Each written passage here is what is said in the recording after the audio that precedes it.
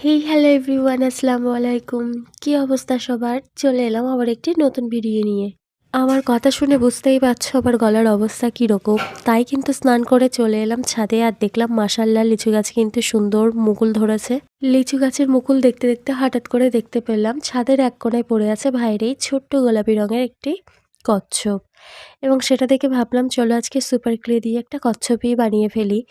এবং ছাদে এত রৌদ্র ছিল যে দাঁড়াতে পারছিলাম না এবং ক্যামেরার দিকে তাকাতেও পারছিলাম না। তাই খুব তাড়াতাড়ি নিচে নেমে এসে ভাবলাম এখনই কাজটা করে ফেলি। কাজ করতে করতেই বোঝা যায় কোনো কিছু আসলে পারফেক্ট হয় না। কিছু না কিছু একটা খামতি থেকেই যায়। ঠিক যেমন প্রত্যেকবারের মতোই আমার কাছে সবুজ কালারটা ছিল না।